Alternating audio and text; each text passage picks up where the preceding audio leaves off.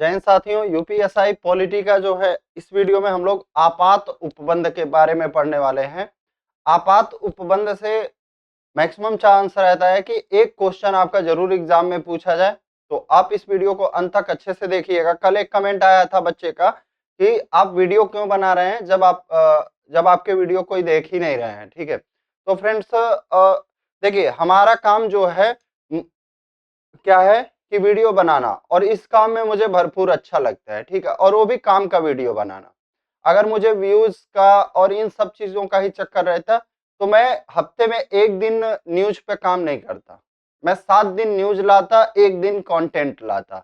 लेकिन मेरा प्रयास रहता है कि हफ्ते में एकाध दिन, मतलब संडे या सैटरडे का दिन हो तो कोई ऐसा न्यूज से संबंधित या कुछ अलग वीडियो बना दूं, नहीं तो बाकी दिन मैं कंटेंट पे काम करूं। तो कल मैंने 7 वीडियो पूरा कंटेंट के बनाए, और आज भी जो है 3-4 वीडियो कंटेंट से रिलेटेड, यानी आपका एग्जाम में जो चीजें पूछी जाएंगी उनसे रिलेटेड ही बात करूंगा। ठीक है, बाकी देखना ना देखना, व्यूज व्यूज आना ना आना, वो सब जो है अलग मर्जी है। ठीक है, हमारा जो काम है उससे हमें खुशी मिलती है, ये हमको काम अच्छा लगता है तो हम करते हैं। नहीं तो आज के समय में आप उठा के देख लो कि अगर 9,534 में से 8500 लोग एसआई बने हैं, ठीक है, क्योंकि 1000 सीट लगभग खाली भी गई थी, मैं बता दूं। तो जो पासिंग आउट परेड हुआ था लगभग 8600 या 8500 लोगों का हुआ था। कितने आपके जो है लोग होंगे आके आपको ऐसे, मतलब रणनीति, स्ट्रेटजी और उन सब चीजों के अलावा आपके लिए इस तरह से पीडीएफ प्रिंट कर, मतलब टाइप करके 3 बार इस पे मेहनत करना पड़ता है करके, मतलब कर रहे हैं। गिने चुने हो सकते हैं, मैं नहीं कहूंगा कि मैं ही अकेला हूं जो कर रहा हूं ऐसा। ठीक है, देखिए स्ट्रेटजी और वो सब का वीडियो तो 5 मिनट में आदमी कैसे भी 15 मिनट में मोबाइल के सामने आया, ऐसे ऐसे तैयारी कर लीजिए, हो गया। लेकिन यहाँ पे आपको मैं बता दूं कई घंटे की मेहनत लगती है। ठीक है, तो ये मेहनत तभी आदमी कर पाता है जब उसको कहीं से मोटिवेशन मिले, कहीं से उसका डेडिकेशन हो। तो मेरा इस काम में मोटिवेशन भी है, डेडिकेशन भी, और ये मुझे अच्छा भी लगता है। ठीक है, और अगर कहीं बाद में प्रोफेशन भी रहेगा तो कोई दिक्कत नहीं है। ठीक है, अगर बाद में प्रोफेशन भी रहा तो कोई दिक्कत नहीं है। तो चलिए वीडियो को स्टार्ट करते हैं। चैप्टर है हमारा 15, 14 चैप्टर तक हो चुका है। क्या है चैप्टर का नाम? आपात उपबंध। क्या? आपात उपबंध। तो देखिए भारत संविधान में, क्या भारतीय संविधान में राष्ट्र की प्रभुता, एकता और अखंडता की सुरक्षा के उद्देश्य से एक अनोखी विशेषता का समावेश किया गया है, जिसके तहत भारतीय संघ आपातकाल के समय संघात्मक से एकात्मक में रूपांतरित हो जाता है। वैसे तो हमारा जो भारतीय संघ है, क्या है हमारा भारतीय संघ है, वो कैसा है? संघात्मक है। कैसा है? संघात्मक है। लेकिन जब आपात लागू हो जाता है तब ये कैसा हो जाता है? एकात्मक हो जाता है। क्या हो जाता है? एकात्मक हो जाता है। यानी तब राज्यों के पास ज्यादा शक्तियां नहीं रहती हैं, तब जो हमारा संघ होता है उसके पास ज्यादा शक्ति हो जाता है। तो उसे कह दिया जाता है क्या? अब एकात्मक हो गए। वैसे तो अलग अलग सबको शक्तियां मिली थी। आपने जब पढ़ा अनुच्छेद 250 पढ़ा, कौन सा अनुच्छेद पढ़ा? 250 पढ़ा कि जब राष्ट्रीय आपातकाल लग जाता है, क्या राष्ट्रीय आपातकाल लग जाता है, तो जो राज्य सूची के विषय होते हैं उन पे भी कानून बनाने, उन पे भी विधि बनाने का अधिकार किसके पास आ जाता है? संघ के पास आ जाता है। तो पहले जो चीजें संघात्मक थी वो अब क्या हो गई? एकात्मक हो गई। कब? आपात के समय में। यद्यपि यह संघवाद के विरुद्ध है, लेकिन एकात्मक होना और संघवाद ये विरुद्ध में है। क्या? यह विरुद्ध में है, लेकिन राष्ट्र की रक्षा के लिए। क्यों? राष्ट्र की रक्षा के लिए। अगर मान लीजिए राष्ट्र की सुरक्षा ही नहीं होगी, राष्ट्र की रक्षा नहीं होगी, तो संघात्मक होने का क्या फायदा? उससे अच्छा तो कुछ समय के लिए एकात्मक ही हो जाए। अगर सबसे पहला तो हमारा काम यही है ना कि राष्ट्र की रक्षा सर्वोपरि है। राष्ट्र की रक्षा सबसे पहला काम है।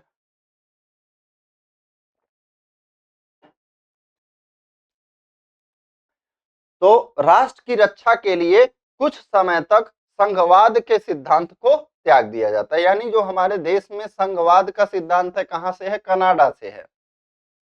इसको जो है आपातकाल के समय कुछ समय के लिए हम अपने राष्ट्र की रक्षा के लिए संघवाद का सिद्धांत को त्याग देते हैं।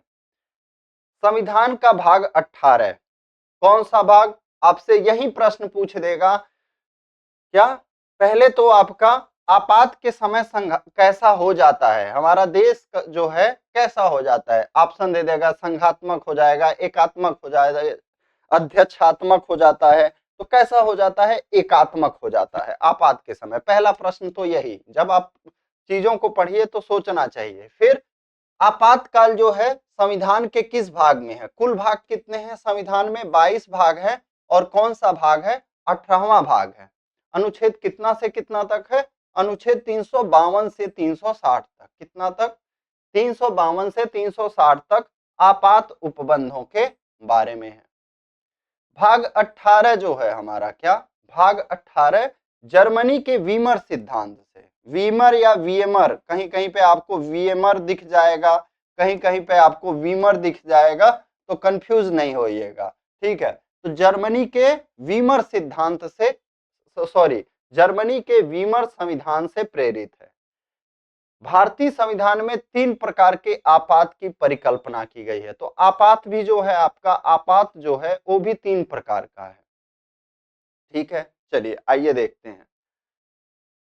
यहां पे तीनों के बारे में देखिए।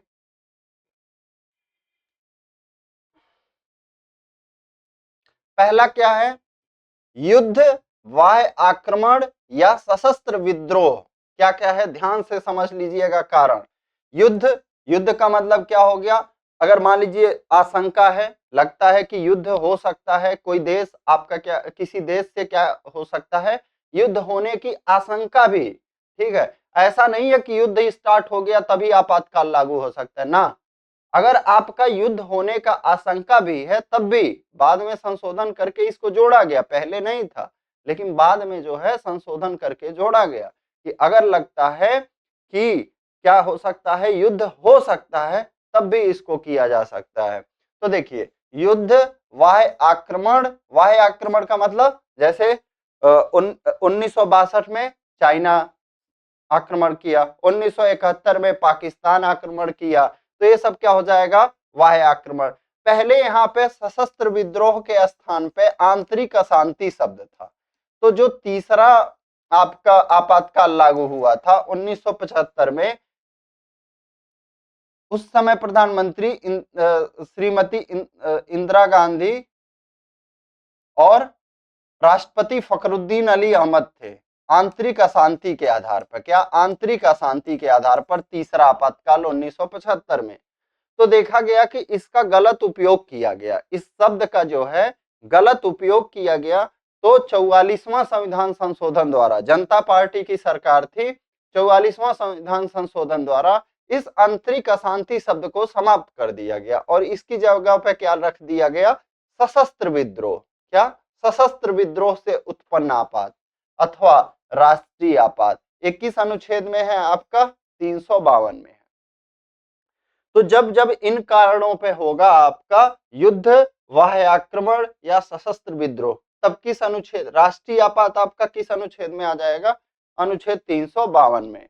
अब दूसरे तरह का आपात आपका कौन सा है? राज्यों में संवैधानिक तंत्र के असफल होने से उत्पन्न आपात अथवा राष्ट्रपति शासन, अनुच्छेद 356। क्या है यहाँ पे दूसरे में? राज्यों में संवैधानिक तंत्र के असफल होने से उत्पन्न आपात अथवा राष्ट्रपति शासन। इसका मतलब हो गया राज्यों में, जैसे मान लीजिए आपका असंवैधानिक क्या हो गया? संवैधानिक तंत्र जो है असफल हो गया, तो अब क्या होगा? राज्यों में क्या है? राष्ट्रपति शासन, अनुच्छेद 356 में। वित्तीय आपात अनुच्छेद 360 में। तो ये 3 तरह के आपके आपात हो गए। आगे बढ़ा जाए, सबसे पहले हम लोग देखेंगे किसके बारे में? राष्ट्रीय आपात के बारे में। अनुच्छेद 352 राष्ट्रीय आपात की उद्घोषणा तथा उससे संबंधित अन्य विषयों के बारे में है। क्या? राष्ट्रीय आपात की उद्घोषणा, यानी जो हमारा 352 है राष्ट्रीय आपात की उद्घोषणा तथा उससे संबंधित अन्य विषयों के बारे में है। तो उद्घोषणा ये करेगा कौन? कौन करेगा उद्घोषणा? ये उद्घोषणा कौन करता है? राष्ट्रपति करते हैं। कौन करते हैं? राष्ट्रपति करते हैं। अब मान लीजिए एग्जाम में पूछ दिया राष्ट्रीय आपात की भैया उद्घोषणा कौन करता है, तो आप सोचेंगे पढ़े तो थे लेकिन कैसा, कहाँ पढ़े थे? तो आपका क्या हो जाएगा? राष्ट्रीय आपात की उद्घोषणा, उद्घोषणा कौन करता है? राष्ट्रपति करते हैं। तथा उससे संबंधित अन्य विषयों के बारे में कौन सा अनुच्छेद है? अनुच्छेद 352 है। अनुच्छेद 353 तथा 354 के तहत राष्ट्रीय आपात की उद्घोषणा के प्रभावों को दिया गया है। यानी जब राष्ट्रीय आपातकाल लग जाएगा तो 353 और 354 में उसके प्रभाव दिए गए हैं कि क्या क्या प्रभाव पड़ेगा। आपात की उद्घोषणा का मूल अधिकारों पर पड़ने वाला प्रभाव अनुच्छेद 358 तथा 359 में दिया गया है। क्या? जब आपका आपातकाल लगेगा तो मूल अधिकारों पर क्या प्रभाव पड़ेगा? क्या मूल अधिकारों पर क्या प्रभाव पड़ेगा? यह दिया गया है किस अनुच्छेद में? अनुच्छेद 358 में और अनुच्छेद आपका 359 में। तो ये बहुत ही इंपॉर्टेंट है। क्या इंपॉर्टेंट है और अंतर क्या है? अनुच्छेद 358 में क्या दिया है और अनुच्छेद 359 में क्या दिया है, यही समझना बहुत जरूरी है। क्या?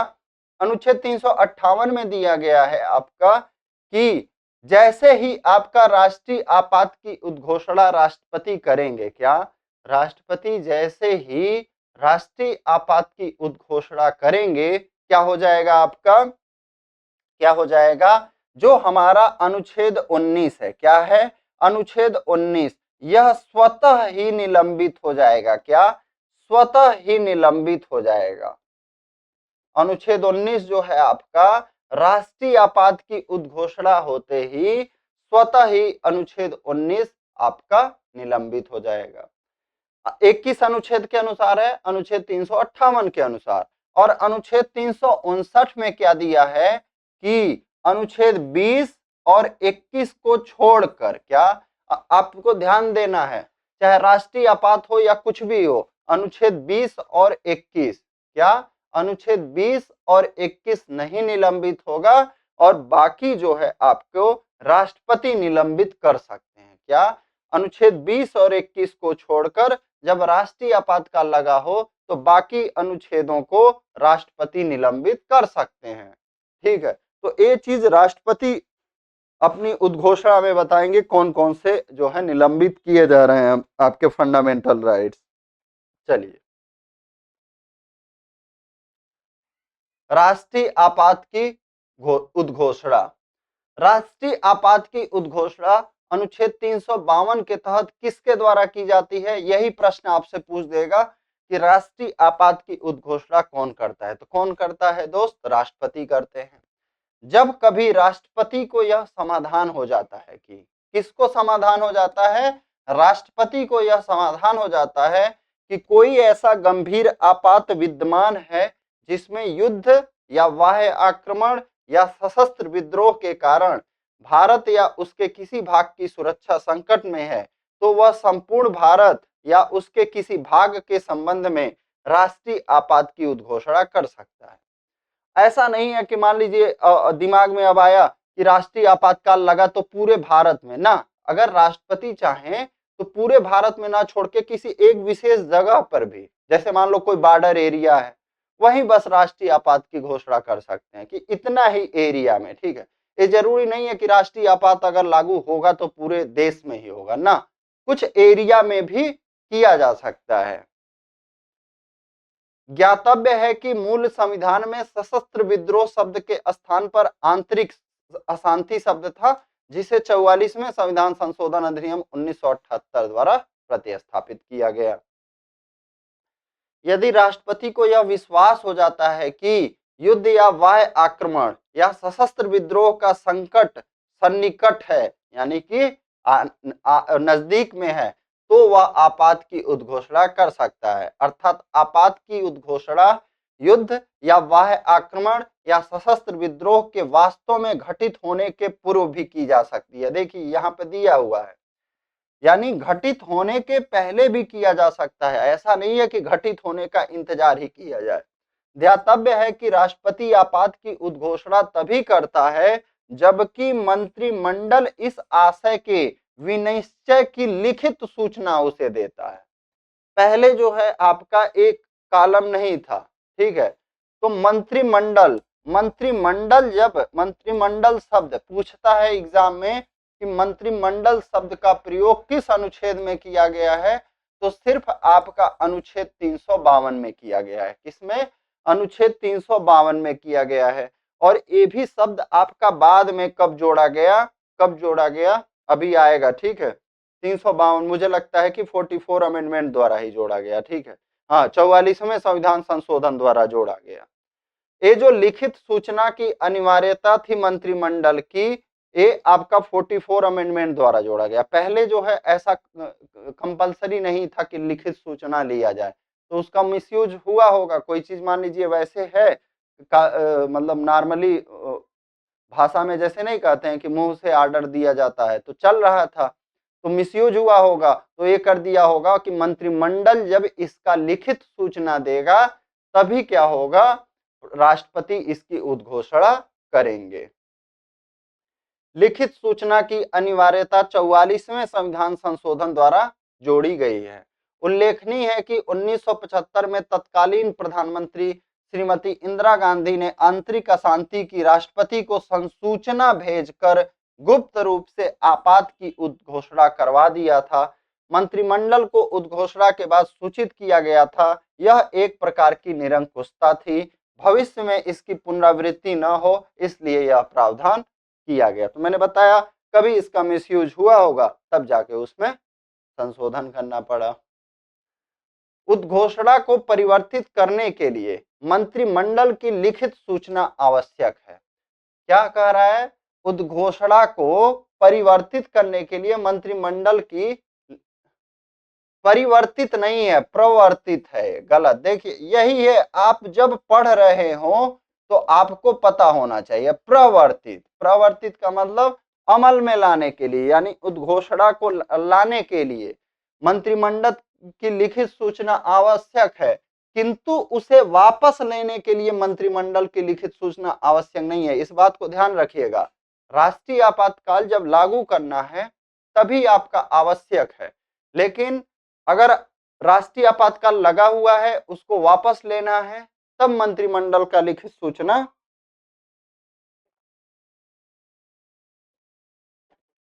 नहीं जरूरी है। उल्लेखनीय है कि राष्ट्रपति को भिन्न भिन्न आधारों यथा युद्ध या बाह्य आक्रमण या सशस्त्र विद्रोह के आधार पर अथवा युद्ध या बाह्य आक्रमण या सशस्त्र विद्रोह के आसन्न संकट, यानी कि भविष्य में ऐसा कोई संकट है के आधार पर भिन्न भिन्न उद्घोषणाएं जारी करने की शक्ति प्राप्त है। राष्ट्रपति को यह शक्ति 38वें संविधान संशोधन अधिनियम 1975 द्वारा प्रदान की गई है। इसके लिए अनुच्छेद 352 में खंड 9 जोड़ा गया। 1975 में जब आंतरिक अशांति के आधार पर आपात की घोषणा की गई थी, उस समय 1971 में बाह्य आक्रमण के आधार पर घोषित आपात प्रवर्तन में था। 1975 की उद्घोषणा को वैधता प्रदान करने के लिए ही 38वें संविधान संशोधन द्वारा खंड 9 के प्रावधान को भूतलक्षी प्रभाव से अंतः स्थापित किया गया था। यानी आपका 1971 का आपातकाल उस समय वापस नहीं हुआ था, जो 1971 में पाकिस्तान युद्ध के कारण आपातकाल लगा था, ठीक है।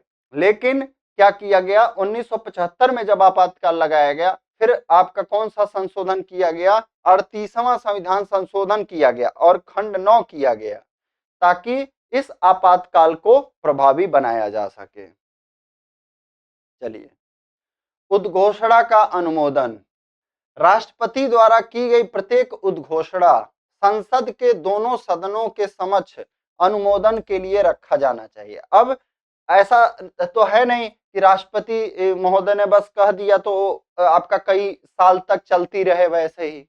अब उसके बाद जो प्रोसेस होता है कि राष्ट्रपति द्वारा जो उद्घोषणा की जाती है वो दोनों सदनों के समक्ष अनुमोदन के लिए रखा जाता है। दोनों सदन मतलब लोकसभा और राज्यसभा के समक्ष। यदि दोनों सदन उद्घोषणा को 1 माह के भीतर, कितना, देखो यहाँ पे क्या लिखा है, 1 माह के भीतर अनुमोदित नहीं करते हैं तो उद्घोषणा स्वतः समाप्त हो जाती है। किंतु यदि उद्घोषणा उस समय की जाती है जब लोकसभा विघटित हो या 1 माह के दौरान उसका विघटन हो जाता है। मान लो ऐसे समय आपका आपातकाल का उद्घोषणा होता है कि लोकसभा का आपका क्या हो चुका है, विघटन हो चुका है। तो जैसे ही लोकसभा की पहली बैठक होगी उससे 30 दिन के अंदर, क्या जैसे ही लोकसभा की पहली बैठक होगी, देखिए, और राज्यसभा द्वारा इसे अनुमोदित कर दिया गया हो तो लोकसभा के पुनर्गठन के बाद, या लोकसभा के पुनर्गठन के बाद होने वाली प्रथम बैठक से 30 दिन के भीतर उसे लोकसभा द्वारा अनुमोदित किया जाना चाहिए। तो ये टर्म एंड कंडीशन बना के दे सकता है कि अगर आपका मान लीजिए आपातकाल की उद्घोषणा राष्ट्रपति द्वारा की गई, लोकसभा का उस समय विघटन हो गया है तो क्या हो जाएगा। तो देखिए, राज्यसभा ने यदि पारित कर दिया है तो नई जो लोकसभा का पुनर्गठन होगा उसके पहली बैठक जब पुनर्गठन होगा तो उसकी पहली बैठक से कितना दिन के भीतर, 30 दिन के भीतर क्या करना होगा, उसे पारित करना होगा, अनुमोदित करना होगा। अन्यथा वह प्रवर्तन में नहीं रहेगी। क्या प्रवर्तन में नहीं रहेगी। उद्घोषणा के अनुमोदन का संकल्प प्रत्येक सदन द्वारा अपनी कुल सदस्य संख्या के बहुमत, यानी कुल सदस्य संख्या के बहुमत तथा उपस्थित और मतदान करने वाले सदस्यों के 2/3 बहुमत से पारित किया जाना चाहिए। इसे विशेष बहुमत भी कहा जाता है। यानी जो आपका आपातकाल का उद्घोषणा होगा, दोनों सदनों में आपका 2/3 बहुमत से पारित होना चाहिए। उपस्थित और मत देने वाले 2/3 बहुमत और पूरी सदन की संख्या का क्या, आपका बहुमत। ठीक है, इस तरह इसे क्या कहा जाता है, विशेष बहुमत कहा जाता है। अब आ जाते हैं हम लोग आगे, उद्घोषणा की अवधि।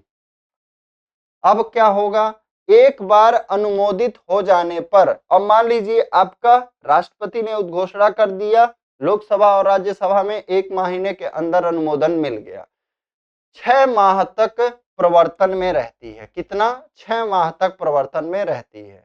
यदि पहले ही वापस न ली गई हो, मान लो ऐसा भी हो सकता है 2 महीना में वापस ले लिया जाए, 3 महीने में वापस ले लिया जाए, लेकिन अगर वापस नहीं लिया जाता है और एक बार अनुमोदन हो जाता है तो आपका 6 महीने तक प्रवर्तन में रहेगा। 6 माह की अवधि की गणना दूसरे सदन द्वारा संकल्प के पारित किए जाने की तिथि से की जाती है। तो ये जो 6 माह की गणना होती है ये भी विवाद का विषय हो सकता है। इस वजह से इसको पहले ही कह दिया गया है। जैसे मान लो पहले राज्यसभा ने पास किया, फिर लोकसभा ने पास किया, लोकसभा ने अनुमोदन किया, तो जिस दिन दूसरा सदन, चाहे वो दूसरा सदन आपका लोकसभा भी हो सकता है और दूसरा सदन आपका राज्यसभा भी हो सकता है, तो जिस दिन आपका दूसरा सदन इसको पारित करेगा उस दिन से कितने महीने, 6 महीने, कितने महीने, 6 महीने। ठीक है, की जाती है। उसे 6 माह से आगे जारी रखने के लिए, अब मान लो फिर 6 महीना तो कभी समय तो खत्म हो जाएगा ना, संसद के दोनों सदनों द्वारा पुनः अनुमोदन आवश्यक है। यानी कि जैसे ही आपका 6 महीने खत्म हो जाएंगे फिर संसद से अनुमोदन कराना पड़ेगा, सेम वही प्रोसेस फिर।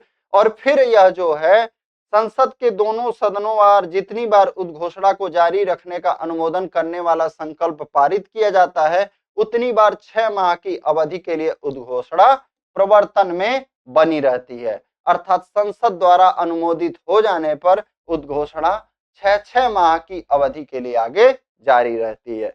यानी हर बार उद्घोषणा को आपसे प्रश्न पूछ देगा कितना बार बढ़ाया जा सकता है, तो 6 माह के लिए बढ़ाया जा सकता है।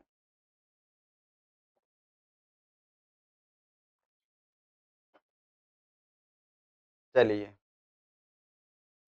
उद्घोषणा की वापसी देखा जाए। आपात की उद्घोषणा को राष्ट्रपति पश्चातवर्ती उद्घोषणा मतलब एक बार जैसे आपने कोई काम कर दिया, ठीक है, उसको फिर अब क्या करना हो, फिर से वही एक उद्घोषणा जारी करके कभी भी वापस ले सकता है। देखिए यही कह रहा है, आपात की उद्घोषणा को कौन ले सकता है वापस, राष्ट्रपति। ध्यातव्य है कि वापस लेने वाली उद्घोषणा का संसद द्वारा अनुमोदन आवश्यक नहीं है। यानी जब वापसी वाला रहता है तब संसद से अनुमोदन कराना आवश्यक नहीं है। उसके बाद देखिए, क्या सिर्फ राष्ट्रपति ही अनुमोदन को वापस ले सकते हैं? एक मिनट।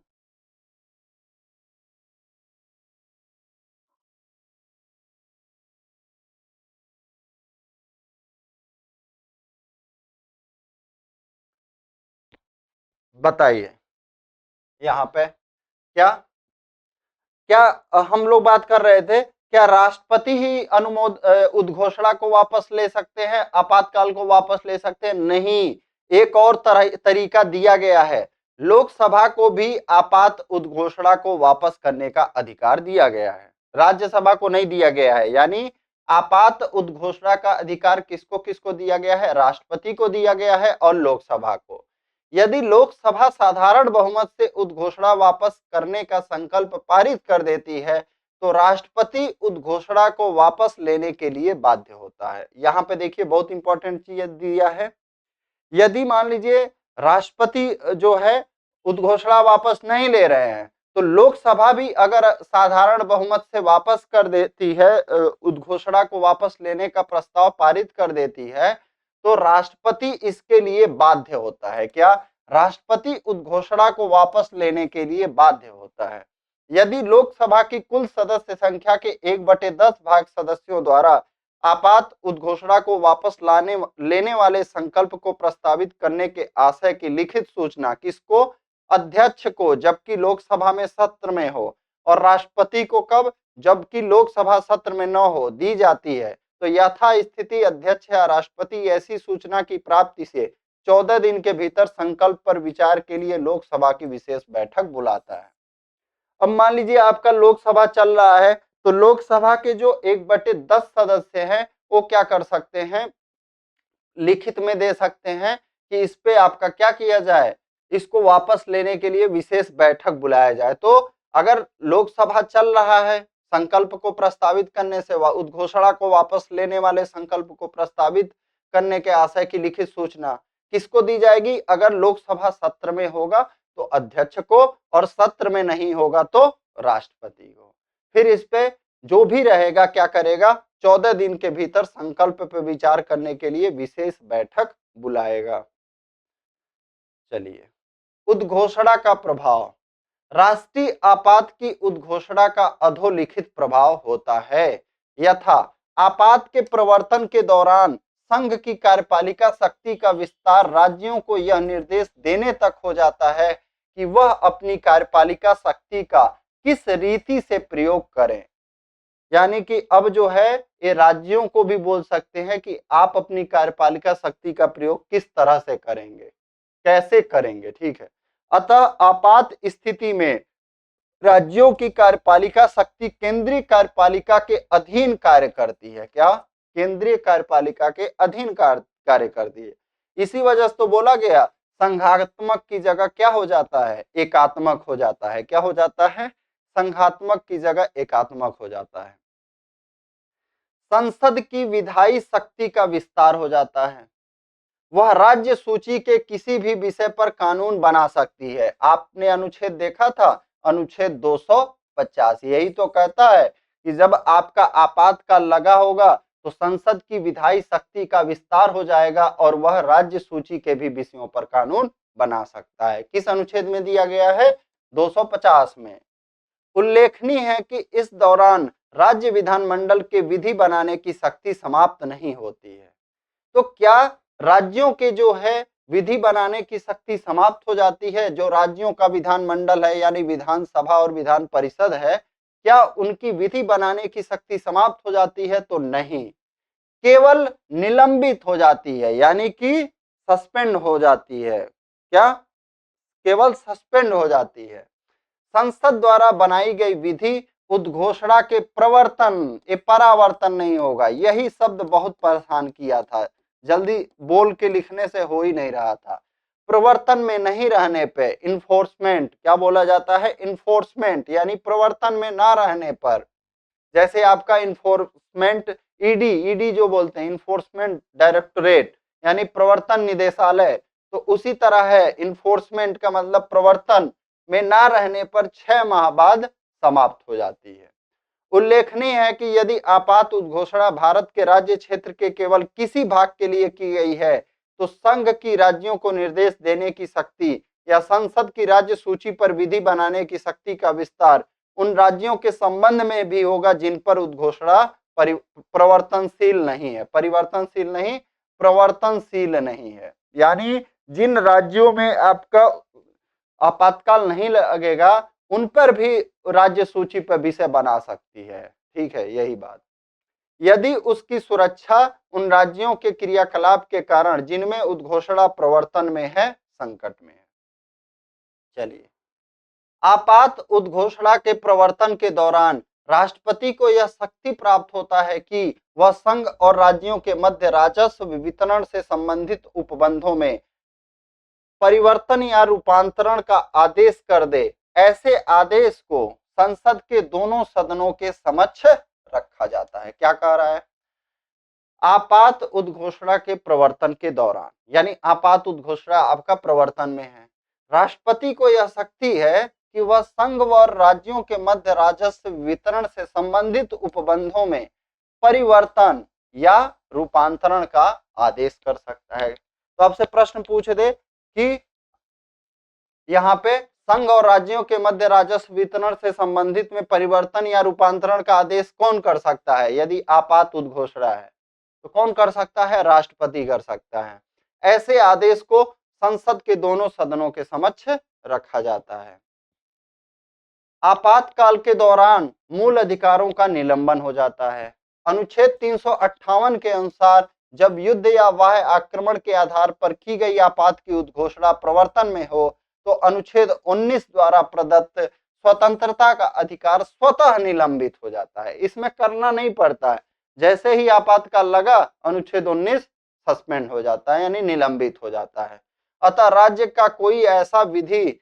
कोई ऐसी विधि बना सकता है या कार्यपालिकी कृत कर सकती है जो उन स्वतंत्रता में कमी करती है या उन्हें छीनती है, उसे न्यायालय में चुनौती नहीं दी जा सकती है। यदि आपात की उद्घोषणा सशस्त्र विद्रोह के आधार पर की गई है तो अनुच्छेद 19 द्वारा प्रदत्त मूल अधिकार निलंबित नहीं होते। अब यहाँ पे एक कंडीशन और दे दिया, देखिए इसको भी याद रखिएगा। अगर सशस्त्र विद्रोह के आधार पर, क्या सशस्त्र विद्रोह के आधार पर हुआ है तो अनुच्छेद 19 द्वारा जो स्वतंत्रता का अधिकार है, मूल अधिकार, वह निलंबित नहीं होगा। किस संशोधन द्वारा किया गया? 44वां संशोधन द्वारा इसको संशोधन किया गया। आगे बढ़ते हैं। अनुच्छेद 359 के तहत राष्ट्रपति को मूल अधिकारों के प्रवर्तित कराने के अधिकार को निलंबित करने की शक्ति दी गई है।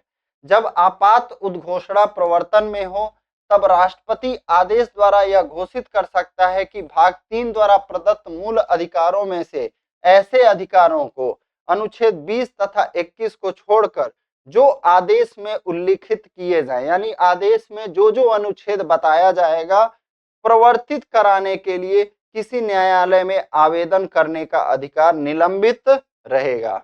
यह आदेश पूरे भारत या उसके किसी भाग के लिए हो सकता है, यानी पूरा भारत के लिए भी हो सकता है और किसी भाग के लिए भी हो सकता है। राष्ट्रपति द्वारा जारी आदेश संसद के दोनों सदनों के समक्ष रखा जाना चाहिए। जब राष्ट्रपति उक्त आशय का आदेश जारी कर देता है तब उन अधिकारों के संबंध में जो आदेश में उल्लिखित हैं, यानी आदेश में जो जो अधिकार बताए गए हैं, राज्य कोई भी विधि बनाने या कार्यपालिकीय कार्यवाही करने के लिए सक्षम हो जाता है।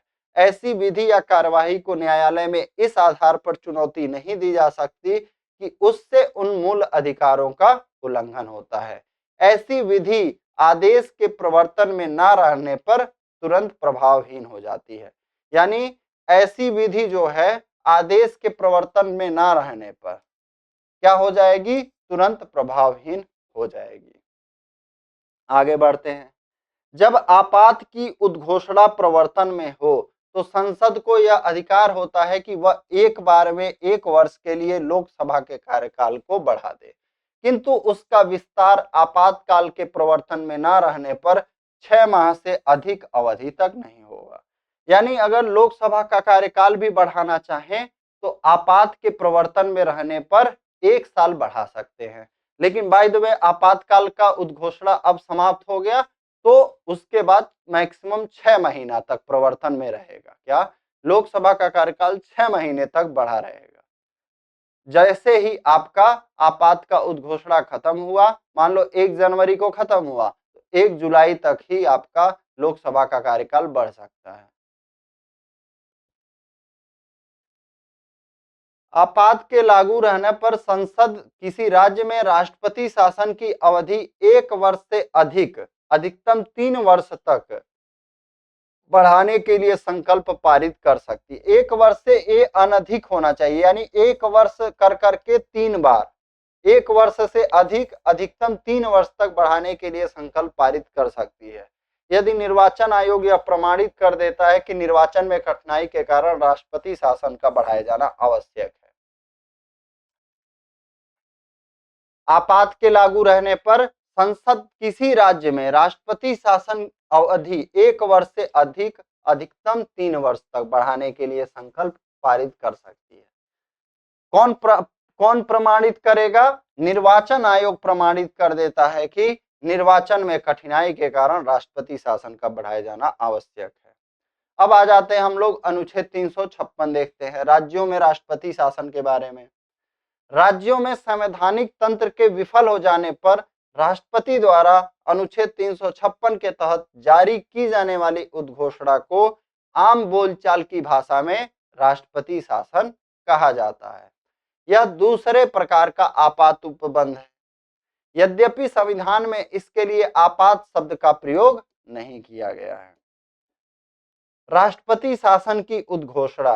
राष्ट्रपति शासन की उद्घोषणा अनुच्छेद 356 एक के तहत जारी की जाती है। राष्ट्रपति शासन की उद्घोषणा किस अनुच्छेद के तहत? 356 एक के तहत जारी की जाती है।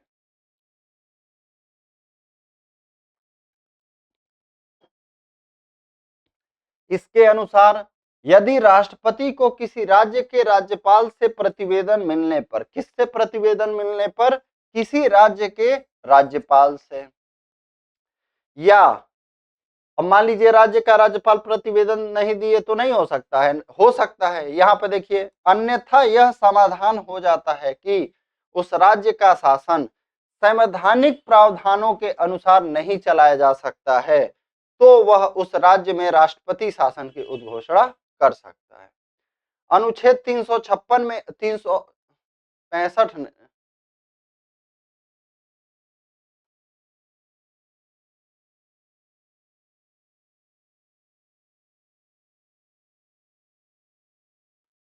अनुच्छेद 365 में कहा गया है कि जब कोई राज्य संघ की कार्यपालिका द्वारा दिए गए किसी निर्देश के अनुपालन में असफल रहता है, तो राष्ट्रपति यह समाधान कर सकता है कि उस राज्य का शासन संविधान के प्रावधानों के अनुसार नहीं चलाया जा सकता है। ये आपका क्या हो जाएगा? 356 होना चाहिए। क्या होना चाहिए? 356 होना चाहिए। ठीक है, क्या? 356 होना चाहिए।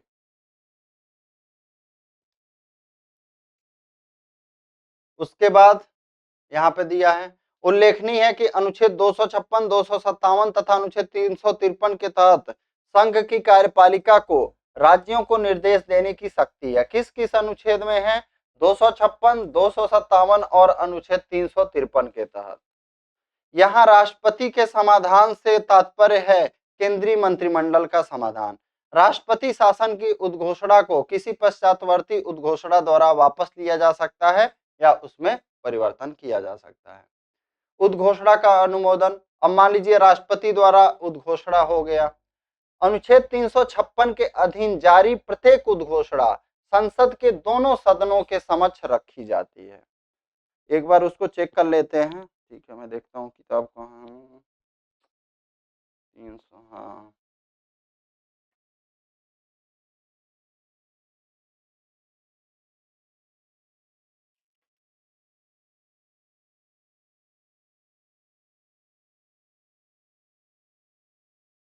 365 ही होगा। चलिए 356 नहीं, 365 ही होगा। उसको 300 इस वाले में क्या है, 300, यहाँ पे क्या था, अनुच्छेद 365 में जब कोई राज्य संघ की, हाँ 365 ही होगा। चलिए 365 ही होगा, सही है। अनुच्छेद 365 या निर्देश की बात कर रहा है, निर्देश के अनुपालन में असफल रहता है, तो अनुच्छेद 365 में ही बात कहा गया है। उद्घोषणा का अनुमोदन, अनुच्छेद 356 के अधीन जारी प्रत्येक उद्घोषणा संसद के दोनों सदनों के समक्ष रखी जाती है। उसे प्रत्येक सदन द्वारा उपस्थित और मतदान करने वाले सदस्यों के बहुमत से 2 माह के भीतर, यानी कि साधारण बहुमत से, क्या कह रहा है, उपस्थित और मतदान करने वाले सदस्यों का बहुमत, क्या, उपस्थित और मतदान करने वाले सदस्यों के बहुमत से कितने महीने के भीतर, 2 माह के भीतर पारित होना चाहिए, अन्यथा वह स्वतः क्या हो जाती है, समाप्त हो जाती है। उल्लेखनीय है कि किसी पूर्ववर्ती उद्घोषणा को वापस लेने वाली उद्घोषणा को संसद के समक्ष रखना आवश्यक नहीं होता है। तो जो आपका 356 के तहत है, आपने देखा यहाँ पे 2 माह के भीतर, राष्ट्रीय आपातकाल आपने देखा 1 माह के भीतर।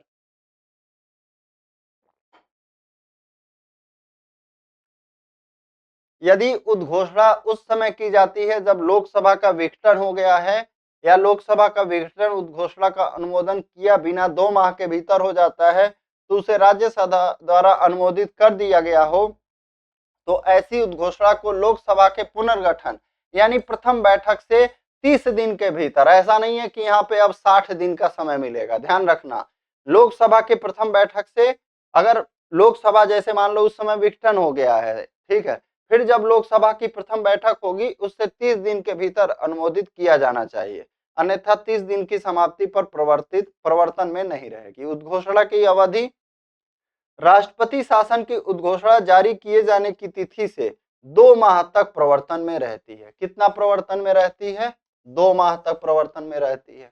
किंतु यदि संसद के दोनों सदनों द्वारा इसे साधारण बहुमत से 2 माह के भीतर अनुमोदित कर देते हैं, तो ऐसी उद्घोषणा जारी किए जाने की तिथि से, कब से, जब आपका उद्घोषणा जारी हुआ है उस तिथि से 6 माह तक प्रवर्तन में रहती है।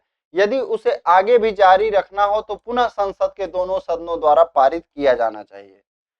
संसद के पुनः अनुमोदन से उद्घोषणा की अवधि 6 माह तक बढ़ाई जा सकती है, किंतु किसी भी दशा में 3 वर्ष से अधिक अवधि तक प्रवर्तन में नहीं रखा जाएगा। तो अधिकतम कितना रखा जा सकता है, 3 वर्ष। अतः राष्ट्रपति शासन की अधिकतम अवधि कितनी होती है, 3 वर्ष तक हो सकती है, परंतु 1 वर्ष से अधिक अवधि तक राष्ट्रपति शासन को जारी रखने के लिए संसद द्वारा संकल्प तभी किया जा सकता है जबकि अधोलिखित निम्न 2 शर्तें होती हैं। आपात की उद्घोषणा प्रवर्तन में हो और निर्वाचन आयोग यह प्रमाणित कर दे कि राज्य में चुनाव कराने में कठिनाई के कारण राष्ट्रपति शासन को जारी रखना आवश्यक है। उल्लेखनीय है कि उक्त दोनों शर्तें किस अमेंडमेंट द्वारा, 44वें संविधान संशोधन 1978 द्वारा जोड़ा गया। अब उद्घोषणा का प्रभाव क्या होगा। जब राष्ट्रपति किसी राज्य में अनुच्छेद 356(1) के तहत उद्घोषणा जारी करता है, तब वह उद्घोषणा द्वारा निम्नलिखित कार्य कर सकता है, यथा उस राज्य सरकार के सभी या कोई कृत्य अपने हाथ में ले सकता है तथा उन शक्तियों को भी अपने हाथ में ले सकता है जो उस राज्य के राज्यपाल या किसी निकाय या प्राधिकारी में निहित हैं, किंतु राज्य विधानमंडल में निहित किसी शक्ति को वह अपने हाथ में नहीं ले सकता है। कौन नहीं ले सकता है, राष्ट्रपति। वह घोषित कर सकता है कि राज्य विधानमंडल की शक्तियां संसद द्वारा या उसके प्राधिकार के अधीन प्रयोग की जाएंगी। कोई ऐसा उपबंध कर सकता है जो राज्य के किसी निकाय या प्राधिकारी से संबंधित इन्हीं संवैधानिक प्रावधानों के प्रवर्तन को निलंबित करता है या उद्घोषणा को प्रभावी बनाने के लिए आवश्यक है। ये सब कहानी है बस आपका, यहाँ पे इंपॉर्टेंट है ए वाला फैक्ट। किंतु राष्ट्रपति उच्च न्यायालय में निहित किसी शक्ति को अपने हाथ में नहीं ले सकता। तो फैक्ट में दे देगा कि राष्ट्रपति आपातकाल के समय उच्च न्यायालय में निहित शक्ति को अपने हाथ में ले सकता है, तो आपका फैक्ट ही गलत हो जाएगा, नहीं ले सकता है। न ही उच्च न्यायालय से संबंधित किसी संवैधानिक प्रावधानों के प्रवर्तन को निलंबित कर सकता है। अब आ जाता है हमारा क्या, वित्तीय आपात। कौन सा आ जाता है, वित्तीय आपात। संविधान के अनुच्छेद 360 के तहत वित्तीय आपात के बारे में प्रावधान किया गया है। यह तीसरे प्रकार का आपात उपबंध है।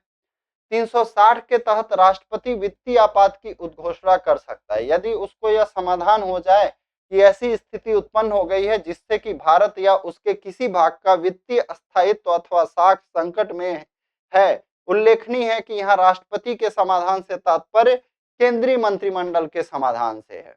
अतः राष्ट्रपति केंद्रीय मंत्रिमंडल की सलाह पर ही वित्तीय आपात की उद्घोषणा करता है, किंतु इसके लिए मंत्रिमंडल के लिए लिखित सलाह आवश्यक नहीं है।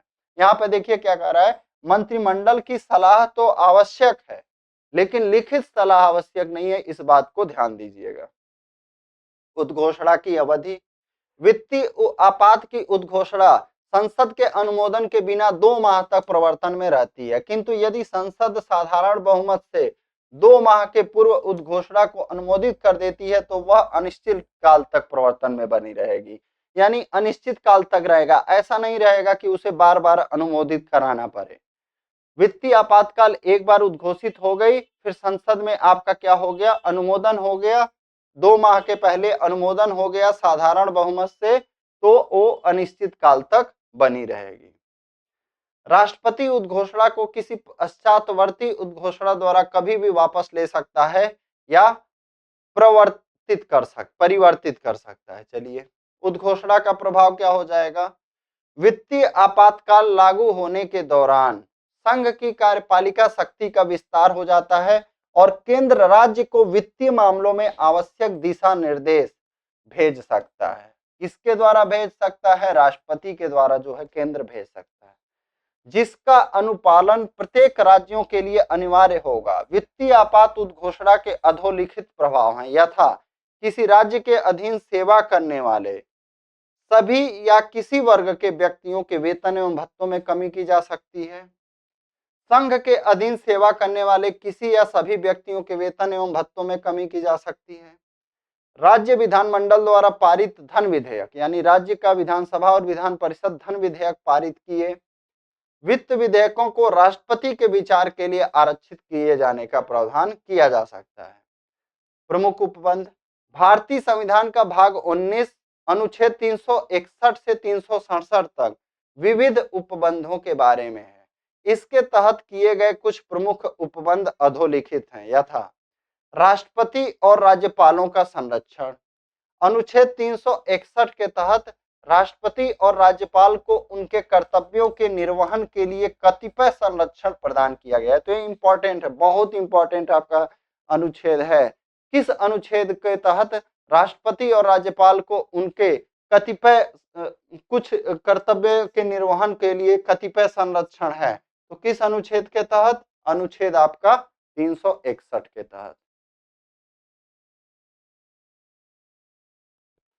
इसका उद्देश्य संविधान के संरक्षक के रूप में संघ एवं राज्यों के अध्यक्षों की प्रतिष्ठा और गरिमा को बनाए रखना है।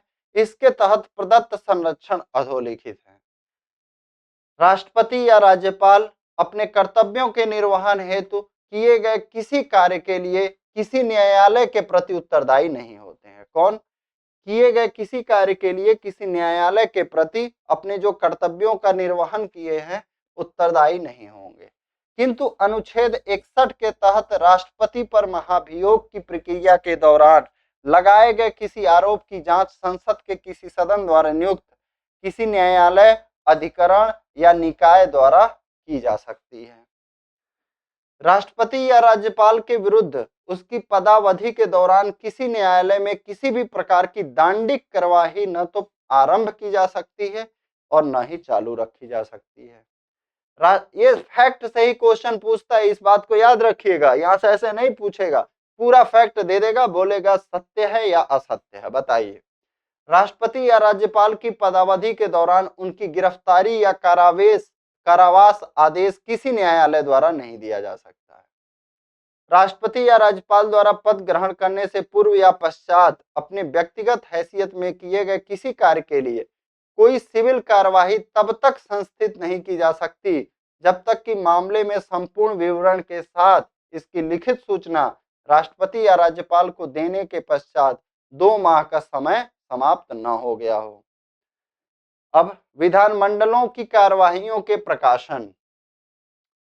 संसद तथा राज्यों के विधानमंडलों की कार्यवाहियों के प्रकाशन को संरक्षण प्रदान करने के लिए 44वें संविधान संशोधन अधिनियम 1978 द्वारा अनुच्छेद 361 क को जोड़ा गया। तो 361 क में क्या है? संसद तथा राज्यों के जो विधानमंडल की कार्यवाही हैं उसके प्रकाशन को संरक्षण प्रदान किया गया। अनुच्छेद 361 क के अनुसार संसद या राज्य विधानमंडल के किसी सदन की कार्यवाहियों की सारतः सही रिपोर्ट किसी समाचार पत्र में प्रकाशित करने के लिए किसी व्यक्ति के विरुद्ध सिविल या दंडिक कार्यवाही तब तक नहीं की जाएगी जब तक कि उसका प्रकाशन विद्वेष पूर्वक न किया गया हो, परंतु किसी सदन की किसी गुप्त बैठक की कार्यवाही को प्रकाशित करने पर यह संरक्षण प्राप्त नहीं होगा। उल्लेखनीय है कि यह संरक्षण रेडियो और टीवी के प्रसारणों पर भी लागू होता है। लाभ पद राजनीतिक पद हेतु निराहरता। 91वें संविधान संशोधन अधिनियम 2003 द्वारा अनुच्छेद 361 ख को जोड़कर दल बदल के आधार पर निर्हित घोषित किसी सदन, संसद या राज्य विधानमंडल के सदस्य को किसी लाभप्रद राजनीतिक पद पर नियुक्त के लिए अयोग्य घोषित किया गया है। ऐसा सदस्य निर्हरता की तिथि से सदस्य के रूप में अपनी पदावधि की समाप्ति तक या किसी सदन के लिए पुनः चुने जाने तक किसी लाभप्रद राजनीतिक पद को धारण नहीं करता है। यहाँ लाभप्रद राजनीतिक पद से अभिप्रेत है भारत सरकार या राज्य सरकार के अधीन कोई पद जिसके लिए वेतन या पारिश्रमिक लोक राजस्व से दिया जाता है, अथवा भारत सरकार या राज्य सरकार के अंशतः या पूर्णतः स्वामित्व अधीन किसी निकाय के अधीन पद जिनका वेतन ऐसे निकाय द्वारा दिया जाता है। संविधान के किस भाग में, अब यहाँ से आपका प्रश्नोत्तरी स्टार्ट है। देखिए, संविधान के किस भाग में तथा किन अनुच्छेदों के तहत आपातकालीन प्रावधानों का उल्लेख किया गया है? तो भाग 18 अनुच्छेद 352 से 360 तक। भारत में आपातकालीन उपबंध किस देश के संविधान से लिया गया है? तो जर्मनी के वीमर सिद्धांत से। किस अनुच्छेद के तहत राष्ट्रपति राष्ट्रीय आपात घोषित करता है? तो अनुच्छेद 352 के तहत। राष्ट्रपति द्वारा राष्ट्रीय आपात की उद्घोषणा किन आधारों पर की जाती है? युद्ध, बाह्य आक्रमण या सशस्त्र विद्रोह। किस संविधान संशोधन द्वारा यह प्रावधान किया गया है कि आपात की उद्घोषणा संपूर्ण भारत या उसके किसी भाग के संबंध में की जा सकती है? 42वें संविधान संशोधन अधिनियम 1976 द्वारा।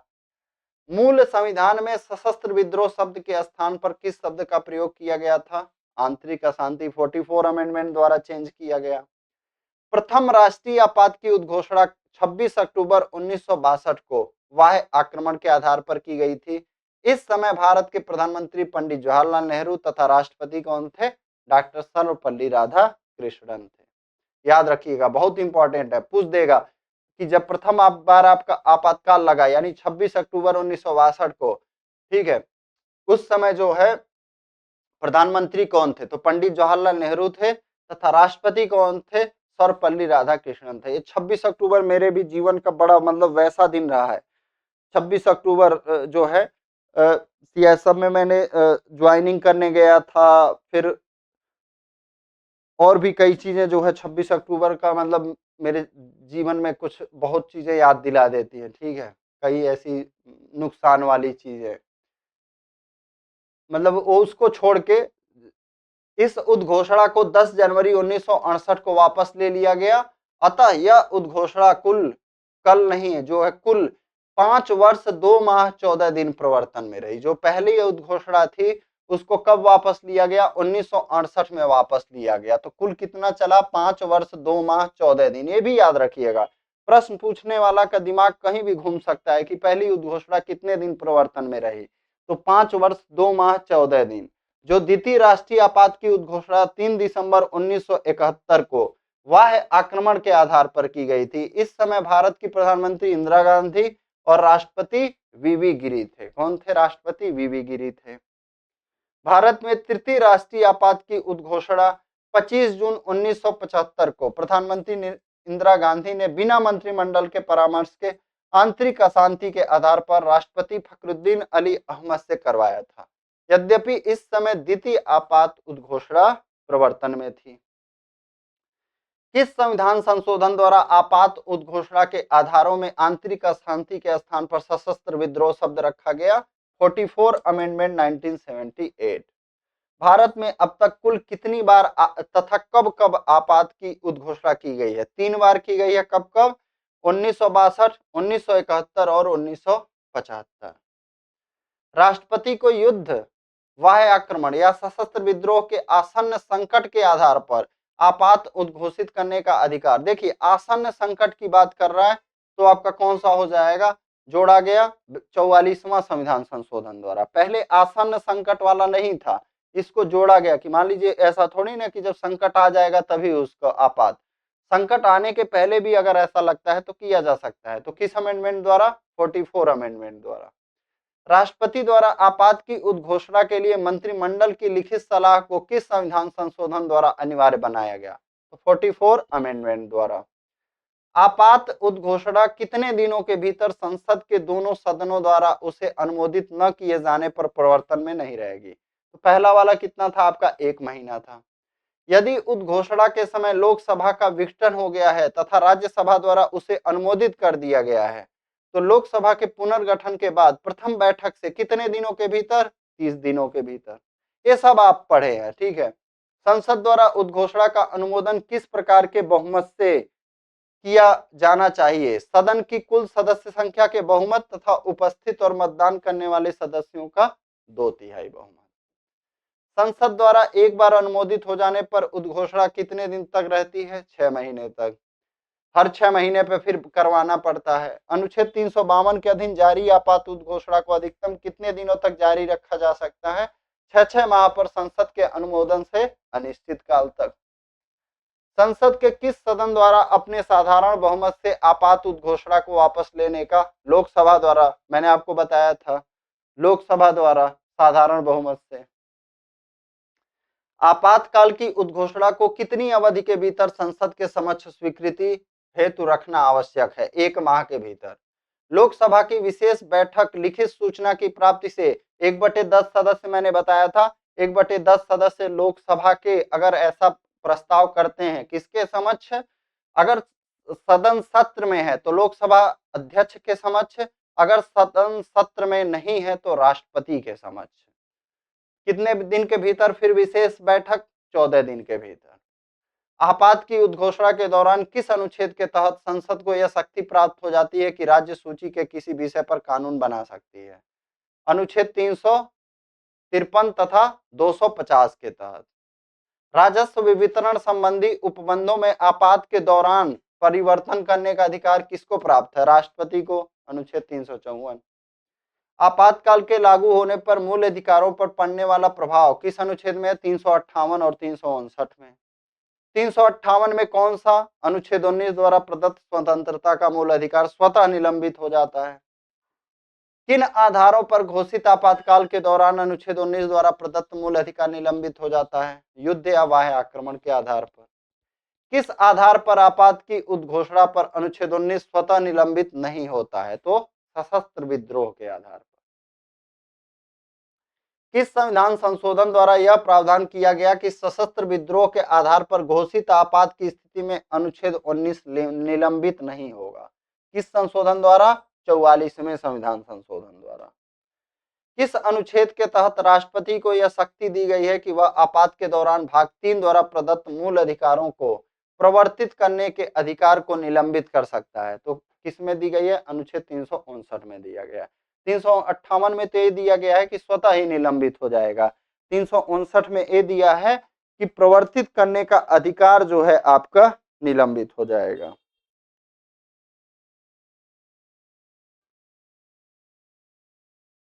अनुच्छेद 359 के तहत राष्ट्रपति किन अनुच्छेदों द्वारा प्रदत्त मूल अधिकारों को प्रवर्तित करने का अधिकार को निलंबित नहीं कर सकते हैं? तो कौन सा? अनुच्छेद 20 और 21 को छोड़ के होता है। क्या होता है? अनुच्छेद 20 और 21 को छोड़ के होता है।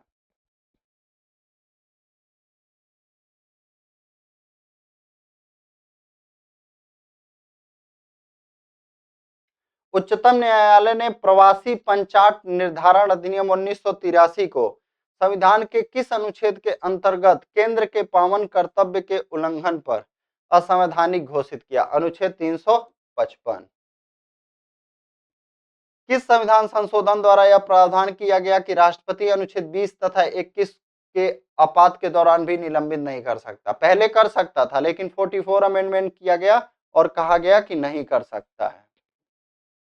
आपातकाल के दौरान लोकसभा का कार्यकाल एक बार में 1 वर्ष तक बढ़ाने का अधिकार किसे है? संसद को।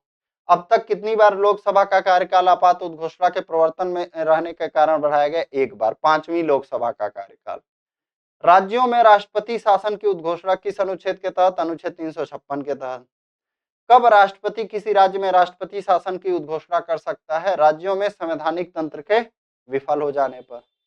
वित्तीय आपात के बारे में प्रावधान किस अनुच्छेद के तहत दिया गया है? तो अनुच्छेद 360 के तहत। राष्ट्रपति कब वित्तीय आपात की उद्घोषणा कर सकता है? भारत का वित्तीय स्थायित्व संकट में होने पर। वित्तीय आपात की उद्घोषणा कितने दिनों के भीतर संसद द्वारा अनुमोदित की जानी चाहिए? 2 माह के भीतर। अब तक भारत में वित्तीय आपात एक भी बार नहीं। यदि वित्तीय आपात की उद्घोषणा संसद द्वारा अनुमोदित न की जाए तो कितने दिनों बाद स्वतः समाप्त हो जाती है? 2 माह के भीतर। वित्तीय आपात की उद्घोषणा का संसद द्वारा किस प्रकार के बहुमत से? साधारण बहुमत से। किसी आपात के लागू होने पर संघ या किसी राज्य के अधीन सेवा करने वाले वेतन एवं भत्तों में कमी की जा सकती है, तो वित्तीय आपात में। वित्तीय आपात के दौरान किसी राज्य विधानमंडल द्वारा पारित धन विधेयक या वित्त विधेयकों को किसके विचार के लिए रखा जाता है? राष्ट्रपति के। संविधान के संक्षिप्त नाम का उल्लेख किस अनुच्छेद के तहत किया गया है? तो अनुच्छेद 393 के तहत। किस अनुच्छेद के तहत संविधान के लागू होने की तिथि दी गई है? अनुच्छेद 394। भारत का संविधान किस तिथि को अंगीकृत हुआ? 26 नवंबर 1949। कितने अनुच्छेद तत्काल प्रभाव से यानी 26 नवंबर 1949 को लागू हो गए थे? 16 अनुच्छेद। संविधान का हिंदी भाषा में अनुवाद प्रकाशित करने का प्राधिकार किसे प्राप्त है? राष्ट्रपति को। तो ये आपका 15वां चैप्टर था। जय हिंद, जय भारत।